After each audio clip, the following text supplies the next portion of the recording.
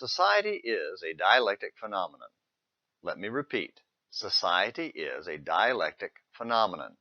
That quote is from The Sacred Canopy by Peter Berger, which is probably not high on the reading list for very many people. In fact, probably not even on the list at all. However, it was required reading in a college class called Modern Trends in Protestant Theology. It was hard to read then and isn't much easier now, nearly 40 years later. However, that was a great line from the book that stuck with me all these years.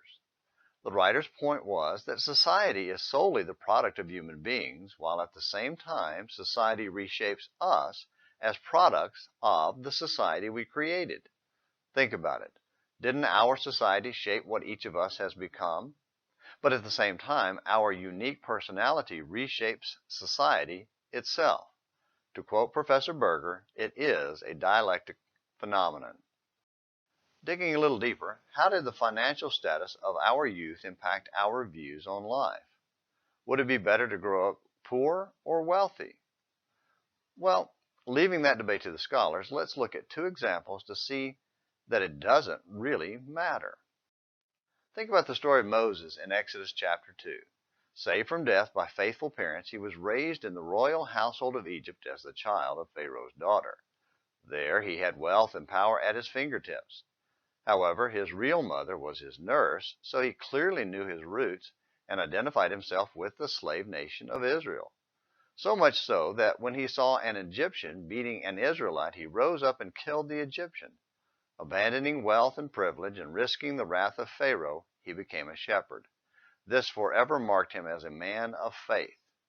By faith, Moses, when he had grown up, refused to be called the son of Pharaoh's daughter, choosing rather to endure ill treatment with the people of God than to enjoy the passing pleasures of sin, considering the reproach of Christ greater riches than the treasure of Egypt, for he was looking to the reward. Hebrews 11:24-26. Wealth and privilege did not prevent his faith, as it seems to do to so many. Compare that to the humble birth and life of Christ. Born to a poor carpenter and raised in the village of Nazareth, he rose to challenge the rulers of Israel and shake the very foundations of the world. Poverty did not limit his determination to reshape the world according to God's plan, and as a result, he was raised to sit at God's right hand. Hebrews 12:2.